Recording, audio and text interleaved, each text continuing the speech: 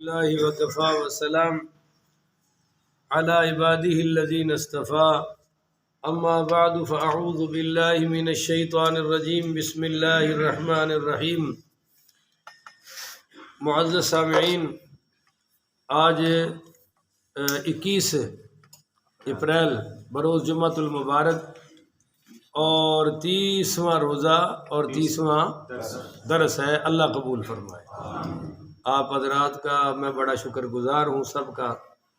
پورا مہینہ آپ نے بڑی دل جمی کے ساتھ دروس سنے ہیں۔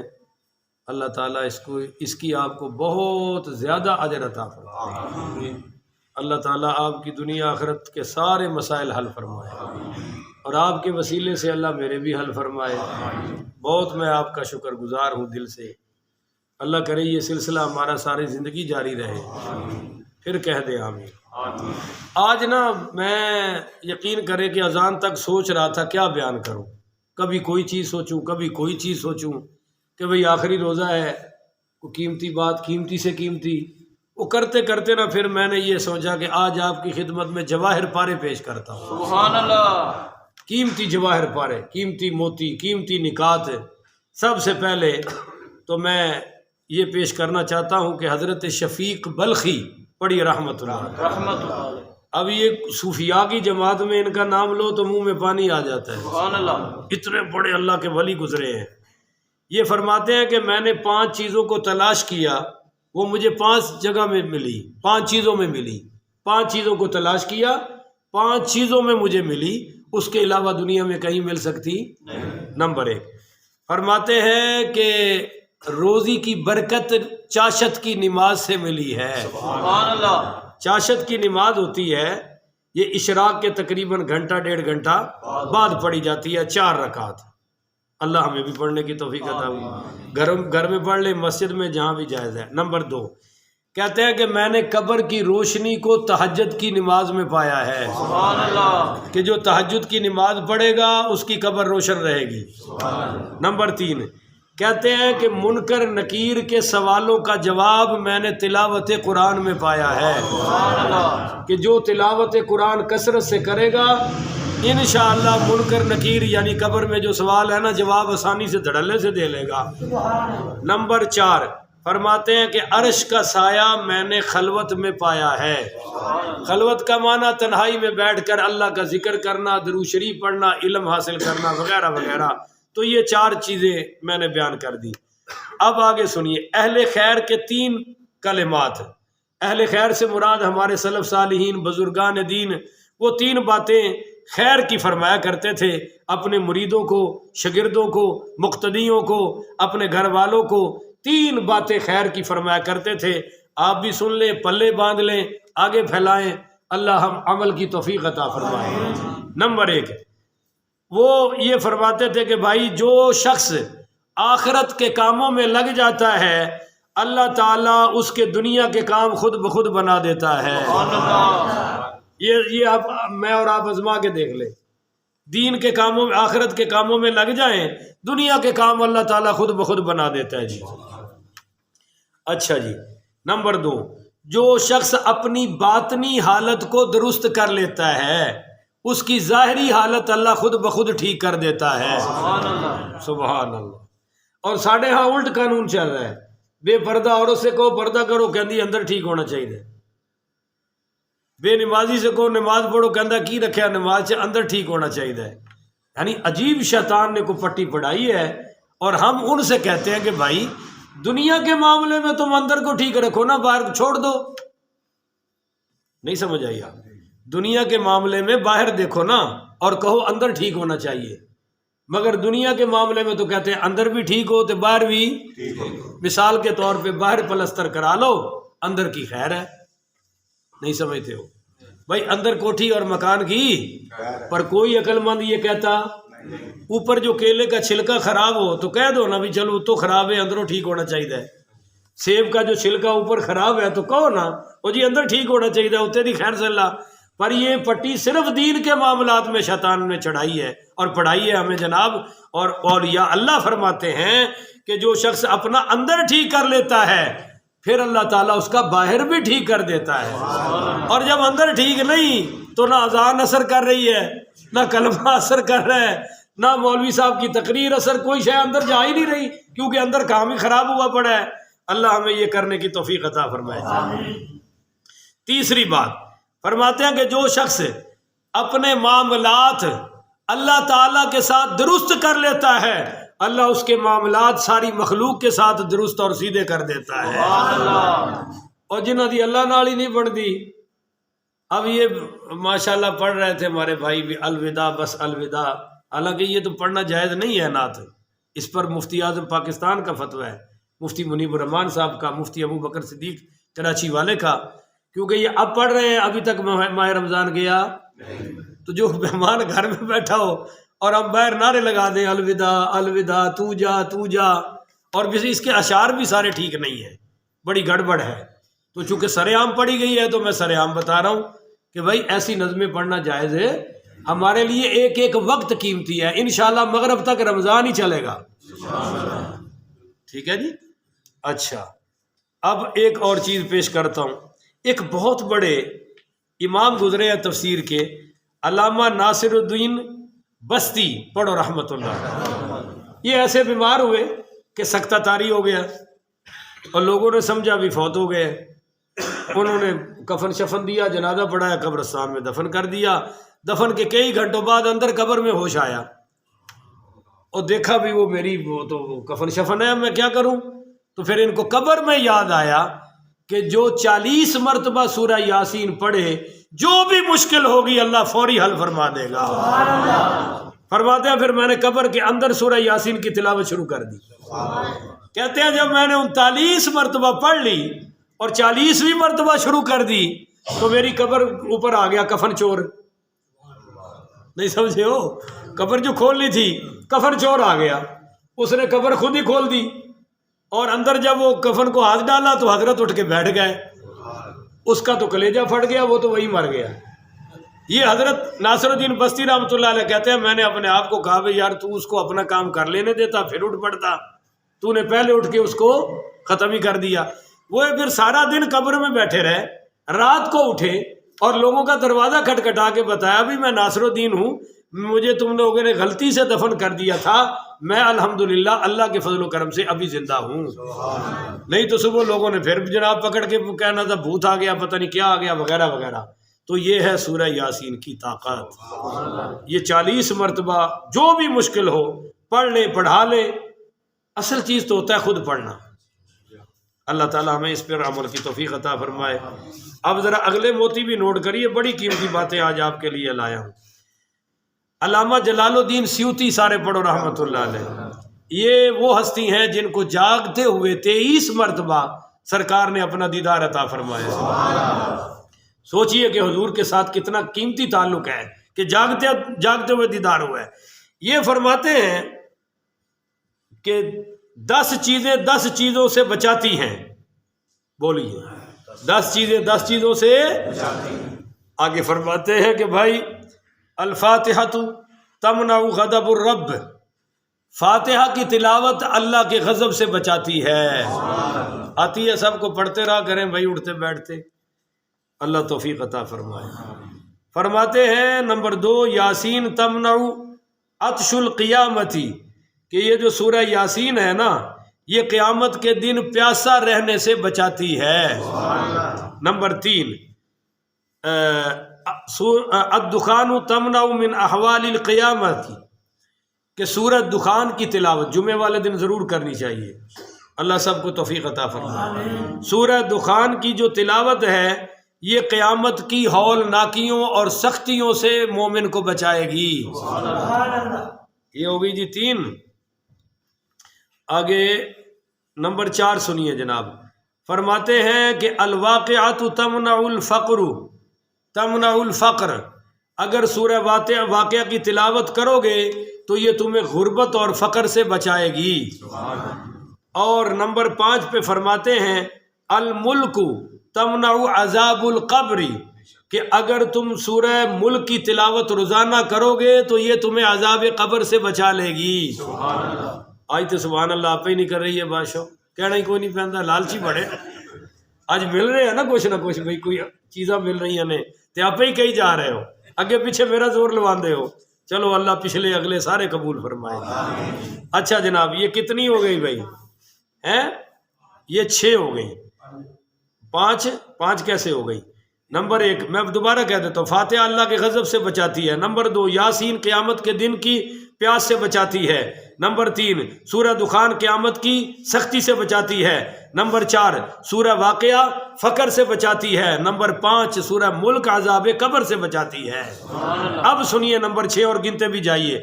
الکوثر تمنع خصومت الخصماء کہ سورہ کوثر کی تلاوت دشمنوں کی دشمنی سے بچاتی ہے. بھائی 3 آیتیں ہیں، پڑھتے رہا کرو. بچوں سے بھی کہو پڑھتے رہے، گھر والیاں بھی پڑھتے رہے، بیٹیاں بیٹے سب پڑھتے رہے، تو انشاءاللہ دشمنوں کی دشمنی سے. اب نمبر 7 الکافرون تمنع الکفر عند النزاع کہ اگر تم سورۃ الکافرون کو تلاوت کرتے رہو تو موت کے وقت یہ تمہیں کفر سے بچا لے گی اور موت کلمے پر آئے گی. جی 7 ہوگی جناب. اب 8ویں سن لیجیے. الاخلاص تمنع النفاق کہ سورۃ الاخلاص کی تلاوت تمہیں منافقت سے بچا لے گی. اچھا جی آگے آ گیا جناب.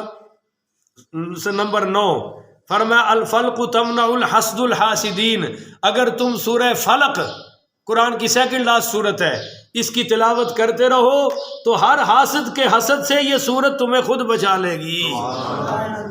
اور آگے ہے جناب 10ویں نمبر پر والناس تمنع الوساوس اگر تم سورۃ الناس کی تلاوت کرتے رہو تو یہ تمہیں ہر وسوسے سے بچاتی رہے گی، کیونکہ وسوسے بھی بندے نو تباہ کر چھڑتے ہیں نا جی. اس لیے میرے نبی کریم صلی اللہ علیہ وسلم روزانہ 3 مرتبہ قل هو اللہ احد کو 3 مرتبہ قل اعوذ برب الفلق 3 مرتبہ قل اعوذ برب الناس یہ صبح بھی پڑھا کرتے تھے اور شام کو بھی پڑھا کرتے تھے. اچھا جی میرے معزز سامعین آگے جو آپ کو بات بتانی ہے وہ بڑی کمال کی ہے، بڑی توجہ سے سنیے گا خدا را. امام اعظم ابو حنیفہ سارے پڑھو رحمۃ اللہ علیہ، ہم حنفی ہیں جن کے مقلد ہیں، انہوں نے اپنے بیٹے حضرت حماد رحمۃ اللہ علیہ کو وصیت کی اور کیا فرمایا، اے میرے پیارے بیٹے میں نے 5 لاکھ احادیث میں سے تیرے لیے 5 حدیثیں منتخب کی ہیں، اگر تو ان 5 حدیثوں پر عمل کر لے گا تو 5 لاکھ حدیثوں پر عمل ہو جائے گا. اب یہاں ٹکے ٹکے کے غیر مقلد اہل حدیث کہتے ہیں امام صاحب کو 13 حدیثیں آتی تھی، اور یہاں امام صاحب کیا فرما رہے ہیں کہ 5 لاکھ احادیث میں سے بیٹے میں نے تیرے لیے 5 حدیثیں نکالی ہیں، ان پہ عمل کر لے تیرے عمل میں 5 لاکھ حدیثیں آ جائیں گی. وہ سن لے. پہلی انما الاعمال بالنیات کہ سارے عملوں کا دار و مدار نیت ٹھیک ہے تو سب ٹھیک ہے. وانما لکل امر اما نوا جو کرو گے وہ بھرو گے، جیسی کرنی ویسی بھرنی. نہ مانے تو کر کے دیکھ، جنت بھی ہے جہنم بھی ہے، تو نہ مانے تو مر کے دیکھ. مولویوں سے کیا پوچھتا پھرتا ہے، خود ہی سمجھ آ جائے گا. نمبر 2 فرمایا بیٹے دوسری حدیث یہ ہے کہ من حسن اسلام المرء ترکہ ما لا یعنیہ کہ آقا کریم صلی اللہ علیہ وآلہ وسلم نے فرمایا جب بندہ پورا مسلمان ہو جاتا ہے تو فضول کام بھی چھوڑ دیتا ہے، فضول کلام بھی چھوڑ دیتا ہے. ہاں یہ پورے اسلام کی نشانی ہے. نمبر 3 فرمایا بیٹے تیسری حدیث جو میں نے تمہارے لیے منتخب کی ہے وہ ہے یہ ہے کہ لا یؤمن احدکم تم میں سے کوئی بھی اس وقت تک مومن نہیں ہو سکتا حتی یحب لاخیہ ما یحب لنفسہ جب تک کہ اپنے مسلمان بھائی کے لیے وہ پسند نہ کرے جو اپنے لیے پسند کرتا ہے. ہاں جی اس وقت تک مومن ہو سکتا کوئی بھی تم میں سے نہیں ہو سکتا، نہ مولوی نہ مقتدی، سب کو یہ عمل کرنا پڑے گا. جی 3 حدیث ہوگی. چوتھی فرمایا بیٹے چوتھی یہ ہے کہ حضور نے فرمایا ان الحلال بین والحرام بین کہ حلال بھی ظاہر ہے اور بولو بھئی حرام بھی ظاہر ہے. اس کے درمیان مشتبہ چیزیں ہیں، مشتبہ چیزیں جن کا پتہ نہیں لگتا ادھر ہیں یا ادھر ہے، تو جن کو اکثر لوگ نہیں جانتے. سو جو شخص شبہ والی چیزوں سے بچ گیا اس نے اپنے دین اور آبرو کو محفوظ کر لیا۔ آپ بھی کہتے ہیں نا بھی جتھے شک پیندا اتھے تو لین کی جانا ہے، تو حضور فرما رہے ہیں جو شبہ والی چیزوں سے بچ گیا، دیکھو نا دو علماء کا اختلاف ہو جائے، عوام کو شبہ پڑتا ہے نہیں پڑتا، تو بچ جاؤ، پیچھے آ جاؤ، کبھی جب علماء کا اختلاف ہے تو ہم اس میں کیوں پڑھیں، ہمیں پڑھنے کی ضرورت نہیں ہے۔ تو فرمایا جو شبہ والی چیزوں سے بچ گیا اس نے اپنی عزت بھی بچا لی اور دین بھی بچا لیا، اور فرمایا کہ جو شبہ والی چیزوں میں پڑے گا وہ حرام میں بھی پڑ جائے گا۔ بولو جی، حرام میں بھی۔ بھائی مرغی مری ہے کہ ذبح ہوئی، شبہ ہے نا تو چھوڑ دو، پر جیڑا آکھے لے آؤ جی، تے حرام تک پہنچ گیا نہیں پہنچ گیا؟ بھائی بولو تو صحیح تھوڑا سا۔ اس لیے میرے آقا نے آگے مثال دی کہ جو بکریاں چروانے والا چرواہا اپنا ریوڑ کسی کھیت کے کنارے پر لے جائے گا تو قریب ہے کہ بکریاں، بھائی یار تھوڑا سا بولو تو صحیح نا، قریب ہے کہ بکریاں کھیت کے اندر ہے؟ بھائی یہ باڑھ کے قریب جاتا ہی نا، کنارے پہ جاتا ہی نا، تو فصل بھی بچ جاتی اور اس پر کسی کا اعتراض بھی قائم نہ ہوتا۔ اور آگے آپ صلی اللہ علیہ وسلم نے فرمایا خبردار، ہر بادشاہ نے اپنا قانون وضع کر کے ایک باڑ لگا دی ہے، باؤنڈری لائن بنا دی ہے، ریڈ لائن کھینچ دی ہے، اسی طرح اللہ تعالیٰ نے اس نے اپنے رعایا کی حد بندی کر دی ہے۔ فرمایا خبردار، اللہ تعالیٰ نے بھی حد بندیاں کر دی ہے شریعت میں حلال اور حرام کی، تو کسی کو اس کے قریب جانے کی ضرورت ہے۔ اور آگے فرمایا کہ الا ان فی الجسد مضغہ، یاد رکھو تمہارے جسم میں ایک ٹکڑا ہے، اذا صلحت صلح الجسد کلہ، اگر وہ ٹھیک ہے تو سارا جسم ٹھیک ہے، واذا فسدت فسد الجسد کلہ، اگر وہ ٹکڑا خراب ہے تو بولو ساتھیو سارا جسم۔ اس پر میں پیچھے درس دے چکا ہوں، الا وہی القلب، وہ تمہارا دل ہے۔ یہ چوتھی حدیث ہے۔ اور پانچویں، امام اعظم ابو حنیفہ نے فرمایا اے بیٹے، میں نے پانچویں حدیث 5 لاکھ میں سے یہ نکالی ہے کہ سرکار دو عالم صلی اللہ علیہ وآلہ وسلم نے فرمایا المسلم من سلم المسلمون من لسانہ و یدہ، کہ مسلمان کامل وہ ہے جو اپنے ہاتھ سے اور اپنی زبان سے کسی کو تکلیف نہ پہنچائے۔ اللہ ہمیں بھائی ان پانچوں پر عمل کی توفیق عطا فرمائے۔ اب آخر میں آخری بات بھی سن لیجئے، آخری 2 باتیں بڑی قیمتی ہیں۔ ہائے ہائے، حضرت عبداللہ بن عباس رضی اللہ تعالی، بڑے جلیل القدر صحابی ہیں جی، امام المفسرین، حضور کے چچا سعد بھائی، یہ فرماتے ہیں کہ 3 باتیں اخلاقیات کی ایسی ہے جو کافروں میں بھی موجود تھی، مسلمانوں میں تو وہ بڑھ چڑھ کر ہونی چاہیے۔ 3 باتیں، 3 اصول اخلاقیات کے ایسے ہیں کہ جو کافروں میں بھی تھے تو مسلمانوں میں تو زیادہ ہونے چاہیے۔ نمبر 1، پہلی بات یہ، اگر کوئی کسی کے گھر مہمان آ جاتا تو میزبان اس کی خوب مہمان نوازی کرتا۔ یہ پہلے لوگ جاہلوں میں بھی یہ رواج تھا، آج پڑھے لکھے لوگ اس سے چالو ہیں، پڑھے لکھے۔ نمبر 2، اگر کسی کی بیوی بوڑھی ہو جاتی تو وہ اس کو طلاق نہیں دیتا تھا، پہلے دور کے کافر بھی، کہ یار اب یہ بیچاری اس حالت میں کہاں جائے گی، بندہ ذرا جوان شوان ہوتا ہے، مگر اس کے باوجود بھی وہ اپنی بیوی کو طلاق، اس کو چلو ایک کمرہ دے دیا، علیحدہ کر دیا، کوئی اور لے آئی اور شادی کر لی۔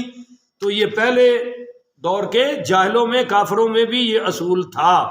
نمبر 3، اگر ان کے ہمسایہ کو قرض یا تنگ دستی یا کوئی اور آفت پہنچتی تو یہ اس کو قرض بھی دیتا اور سختی سے نکالتا، ہر صورت میں اپنے ہمسایہ کی مدد کرتا۔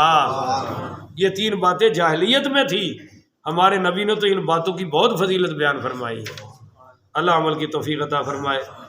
اچھا جی، اب آخری بات، ایک امام گزرے ہیں ہمارے حضرت سفیان ثوری، سارے پڑھو رحمت اللہ، بہت بڑے محدث ہیں، امام اعظم ابو حنیفہ کے شاگرد ہیں۔ فرماتے عشرۃ اشیاء من الجفا، 10 باتیں بے وفائی کی ہیں۔ بولو بھائی کتنی باتیں؟ تو سارے بولو پھر میں بتاؤں گا کتنی باتیں۔ اب کوشش کریں کہ ایک بھی ہم میں نہیں ہونی چاہیے، کہو آمین۔ اللہ کرے سب میں سے ایک بھی ہم میں نہ ہو۔ 10، نمبر 1، کوئی مرد یا عورت اپنے لیے تو دعا کرے لیکن اپنے والدین اور عام مومنین کے لیے دعا نہ کرے تو یہ بات ہے بے وفائی کی. بولو بھائی. حتیٰ کہ امام، میرے نبی نے فرمایا وہ امام امامت کے قابل ہی نہیں ہے، اس کو مصلی سے اتر جانا چاہیے. جو اپنے لیے تو دعا کرے اور مقتدیوں کے لیے نہ کرے. تو اپنے لیے دعا کرے ہم، اوروں کے لیے نہ کرے تو بات ہے بے وفائی کی. بولو بات ہے. تھوڑا اور چپ رہنا بھی بات ہے تھوڑی تھوڑی. اچھا جی، نمبر 2، کوئی شخص قرآن تو پڑھے لیکن ہر روز 100 آیات نہ پڑھے تو یہ بات ہے بے وفائی کی. بولو یہ بات ہے. اتنے سبحان اللہ نہیں کہنا، اتنے تو یہی کہنا کہ یہ بات ہے بے وفائی کی. نمبر 3، کوئی شخص مسجد میں جائے اور 2 رکعتیں پڑھے بغیر واپس آ جائے تو یہ بات ہے. اس کی تھوڑی سی شرح سمجھ لو. ایک آدمی آتا ہے، میں نے کئی بار یہاں بیٹھا دیکھتا رہتا ہوں، وہ آگے پیشاب کر کے، تو یہ بات ہے بے وفائی کی. مسجد میں کام کر رہا ہے ظالم، خان صاحب کہتے ہیں الو کا پٹھا نہیں کہنا چاہیے. اب اس کے سب میں کیا کہوں اس کو، مسجد میں ڈیوٹی کر رہا ہے مگر نماز کے ٹائم نماز ہے. مثلا بجلی کا کام کر رہا ہے یا تعمیرات کا کام کر رہا ہے تو وہ جناب نماز نہیں پڑھتا تو یہ بات ہے. یا ماشاءاللہ نماز ہو رہی ہے، ایک بندہ آیا اور وہ لنگر کا پیکٹ لے کے، تو یہ بھی بات ہے. میرے نبی کریم نے فرمایا جو مسجد میں نماز کے لیے نہ آئے، حدیث نہ دکھاؤں تو قیامت تک آپ کا مجرم ہوں. فرمایا جو لنگر کے لیے آئے اور جناب نماز کے لیے مسجد میں نہ آئے، اللہ اس کی قبر کو آگ سے بھر دے گا. یہ اتنی بڑی بے وفائی کر رہا ہے کہ کھانے کے لیے آ گیا اور نماز کے لیے، تو بھائی یہ بات ہے بے وفائی کی. نمبر 4، کوئی شخص قبرستان سے گزرے لیکن قبر والوں کو سلام نہ کرے اور ان کو دعا نہ دے تو بولو یہ بات ہے بے وفائی کی. نمبر 5، کوئی شخص جمعے کے دن شہر میں جائے اور وہاں سے جمعہ پڑھے بغیر واپس آ جائے تو بولو بھائی یہ بات ہے. بڑے دھڑلے سے کہتے ہیں مولوی صاحب سامان لینا تھا لے لیا، وہ جمعے کا تو ٹائم ہی نہیں ملا.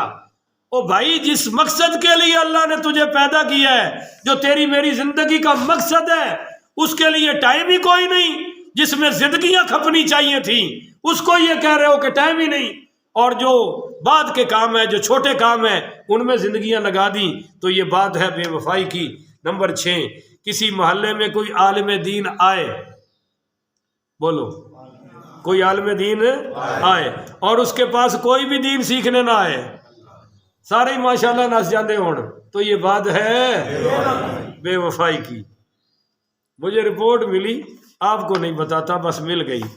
نمبر 7، 2 شخص ایک دوسرے کے رفیق بنے، ساتھی بنے سفر میں، لیکن ایک دوسرے کا نام بھی نہ پوچھے. بولو ایک دوسرے کا نام ہی. اب ماشاءاللہ پنڈ چ رہندے محلے چ کنے لوگ آ رہے ہیں جا رہے ہیں، بادشاہ سلامت نو پتہ ہی نہیں، وہ کہندا میرا چولہا بال رہا مینوں کی ہے، کوئی جیے کوئی روے کوئی جاوے کوئی آوے. وہ خبر گیری رکھنی چاہیے. جو کسی کا نام بھی نہ پوچھے، کسی کا پتہ ہی نہ لے تو یہ بات ہے بے وفائی کی. جی نمبر 8، کوئی شخص کسی کی دعوت کرے اور وہ اس کی دعوت قبول ہی نہ کرے یا دعوت میں نہ جائے. میرے نبی نے 6 حق بیان کیے ہیں ہر مسلمان کے مسلمان پر، ان میں سے ایک یہ ہے. ہن ذرا عثمان صاحب نے اٹھاؤ. عثمان صاحب ایک حق ہے کہ وَإِذَا دَعَاكَ فَأَجِبْهُ، کہ جب تمہیں دعوت دی جائے تو دعوت قبول کرو. اور اگر کوئی غریب سمجھ کے ماڑا سمجھ کے دعوت دے بھی نہ، دعوت پہ جائے بھی نہ، تو بات ہے بے وفائی کی. نمبر 9، کوئی شخص فارغ ہے، فراغت کے باوجود اپنی جوانی ضائع کر دے، نہ علم سیکھے نہ ادب سیکھے نہ کوئی ہنر سیکھے تو بولو یار یہ بات ہے. اب اس میں ہمارے بچوں کو ہم نے شیطان کے چرخے پکڑا دیے. میرا منڈا مولوی ہے، قاری ہے، وہ ساری رات موبائل ہے، ساری رات، اور دن وہ آدھا گھنٹہ بھی ملے، حالانکہ وہ برائی نہیں ویکھدا. میں مسجد بیٹھا ویکھدا ہے یہ اسلامی پوسٹاں کدے ادھر جواب دے رہا سوالاں دے، کدے ادھر دے رہا ہے. پر میں انہوں کہا بھائی تیری مہربانی ہے، شیطان دا چرخہ میرے حوالے کر دے اور رات نو تینوں سونا نصیب ہو جائے تاکہ دن نو کم کرنا نصیب ہو جائے. اب دن کو کیا ہے کہ سارا دن ادمویا ہوگا، سارا دن سویا ہوگا، جہاں ٹائم ملے گا وہیں سونا شروع کر دے گا۔ تو یہ بہت بڑی آفت ہے، موبائل بہت بڑی مصیبت ہے جو گھر گھر میں داخل ہو چکا ہے، ہم اس کو نکال سکتے ہیں۔ اتوے کمپنیاں بھی شیطان دیاں بچیاں نے، یہ نہ جناب گھنٹے گھنٹے دے پیکج لا چھڑے نے، ہفتے ہفتے دے پیکج لا چھڑے نے۔ اللہ اللہ خیر صلی اللہ خیر جی۔ 10ویں بات کہ کوئی شخص خود تو پیٹ بھر کے کھائے لیکن اس کے ہمسائے بھوکے سوتے ہوں تو یہ بات ہے بے وفائی کی۔ ان 10 باتوں سے اللہ ہماری حفاظت فرمائے۔ پیچھے جو عمل والی بیان ہوئی ہیں اللہ عمل کی توفیق عطا فرمائے۔ آخر ودعوانا ان الحمدللہ رب العالمین۔